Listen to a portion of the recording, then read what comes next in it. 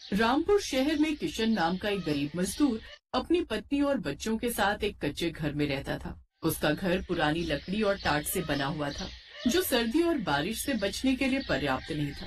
किशन दिन रात मेहनत और मजदूरी करता, लेकिन वो इतने पैसे नहीं कमा पा रहा था जिससे वो अपने परिवार के लिए एक पक्का घर बना सके। इस बार भी कड़ाके की सर्दी थी। एक रात सर्दी के साथ बहुत ज्यादा बारिश आनी शुरू हो गई। सर्दी, बारिश और तूफान एक साथ उस रात अपना कहर बरसा रहे थे। माँ, मुझे बहुत ठंड लग रही है। मेरा स्वेटर बिल्कुल गीला हो गया। माँ, मुझे भी बहुत ठंड लग रही है। सारे कपड़े बारिश के पानी से गीले हो रहे हैं। सुनो जी, घर की छत पर एक टाट की चादर और बिछा दो। बारिश का सारा पानी हमारे ऊपर गिर रहा है। बच्चों को भी बहुत ठंड लग रही है। ये कंबल पूरी तरह से भीग चुका है। सरला, तेज हवा और बारिश में टाट नहीं टिकेगा। मैंने ईंटें भी टिका कर देख ली हैं। हे भगवान, ठंड तो बढ़ती जा रही है।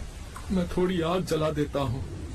किशन आग जला देता है। सरला पूरी रात बच्चों को बाहों में समेटे बैठी रही। अगले दिन जब किशन उठकर बाहर आया तो उसकी आंखें खुली की खुली रह गई। उसके घर का एक हिस्सा पूरी तरह से ढह चुका था। आंधी और बारिश ने कच्चे घर को पूरी तरह से नष्ट कर दिया था। वो बेबस होकर खड़ा रहा। उसकी आंखों में आंसू थे। हे भगवान, अब मेरे परिवार का क्या होगा? मैं अपने परिवार को लेकर कहाँ जाऊँगा? सुनो जी, हमारे पास तो अब रहने की कोई जगह नहीं। ठंड से कांपते हुए ये रात तो निकल गई, पर आने वाली अगली कई रातें हम कैसे गुजारेंगे? किशन के पास कोई रास्ता नहीं था। परिवार के नाम पर रामपुर में उसका कोई नहीं था। अगले कई दिनों तक किशन सड़कों पर ही दिन गुजारता रहा। एक दिन किशन को एक गोदाम में कंटेनर में सामान भरने की नौकरी मिल गई, जिससे किशन को रोजाना के पैसे मिलने लगे। एक शाम जब किशन कंटेनर में सामान ढोने के बाद छुट्टी के समय जाने लगा, तब उसके मालिक ने उससे कहा, किशन, वो पुराना कंटेनर अब काम का नहीं है, बेकार हो चुका है। इसमें जंग लग गया है। इसे किसी कबाड़ी वाले को बेच दो। किशन ने उस कंटेनर को ध्यान से देखा तो उसके मन में एक विचार आया। अगर ये कंटेनर में रख लूं और इस कंटेनर का घर बना लूं तो परिवार को रहने की जगह मिल जाएगी। मालिक से बात करता हूँ। क्या हुआ किशन, किस सोच में डूब गए? मालिक, क्या आप इस कंटेनर को मुझे दे सकते हैं? मेरे घर परिवार के काम आ जाएगा। क्या करेगा तू इसका? मालिक, मैंने आपको बताया था ना, बारिश और तूफान में मेरा घर जो है टूट गया। सोच रहा हूँ सर्दी के दिन है, जब तक कोई रहने की जगह नहीं मिलती तब तक इस कंटेनर में ही एक घर बना लूंगा। कम से कम ठंड में कंटेनर घर तो होगा, तो हमें रहने के लिए छत मिल जाएगी। ये बात है। तो फिर तो मैं तुझे मना नहीं करूँगा। ठीक है, ये तू ले जा। पर क्या तू इस कंटेनर में रहने के लिए घर बना पाएगा? कोशिश करूंगा मालिक। ठंड से बचने के लिए कुछ तो करना ही पड़ेगा ना। धन्यवाद मालिक। किशन बहुत खुश था, क्योंकि उसे अब रहने के लिए इधर उधर सड़कों पर भटकना नहीं था। उसने मन ही मन ठान लिया था कि वो कंटेनर से घर बनाकर ही रहेगा। और फिर किशन ने सड़क के किनारे खाली मैदान में कंटेनर को रखवा दिया। ये तो बहुत गंदा है, पहले इसे साफ करना पड़ेगा। लाओ, मैं इसे धोने में तुम्हारी मदद कर देती हूँ। हाँ चलो, पहले इसे साफ ही कर लेते हैं। मैं जंग को थोड़ा रगड़ देता हूँ और जहाँ से थोड़ा टूटा हुआ है ठोक कर ठीक भी कर देता हूँ। बापू, हम भी घर बनाने में आपकी मदद करेंगे। हाँ बापू, अब सड़क पर बहुत ठंड लगती है। हम इस नए घर में रहेंगे बापू। हमें अब ठंड नहीं लगेगी ना? नहीं, बिल्कुल भी ठंड नहीं लगेगी बेटा। मैं इस कंटेनर घर को ठंड के हिसाब से ही तैयार करवाऊंगा। हवा का नामो निशान भी नहीं आएगा इस घर के अंदर। हाँ, मैं इसे हर तरफ से ढक दूंगा। हाँ।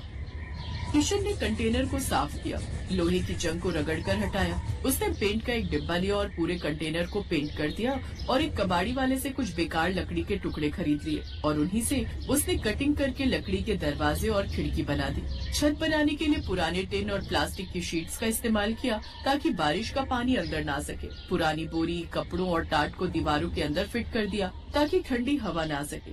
किशन अभी घर बना ही रहा था कि तभी उसे पता चला कि पड़ोस के मंदिर में एक सेठ कंबल बांट रहे हैं। सरला, हमें गर्म कपड़ों और कंबल की बहुत जरूरत है। चलना, एक बार देखते हैं, शायद हमें भी कंबल मिल जाए।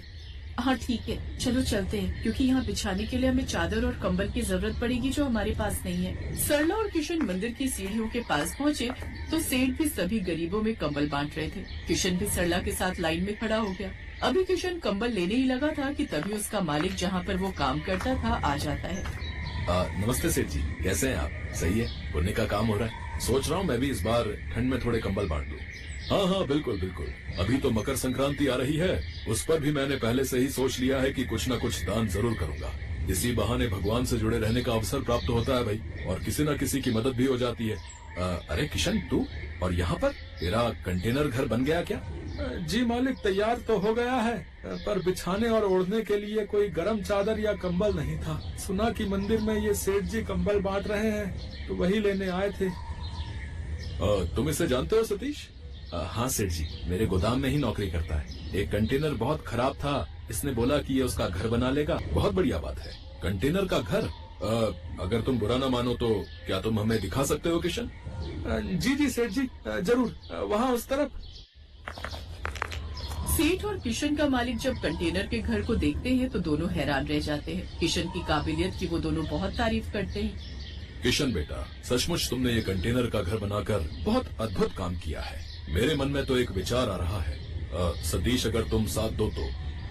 क्या विचार सेठ जी, बताइए, मैं तो हमेशा आपके साथ खड़ा हूँ।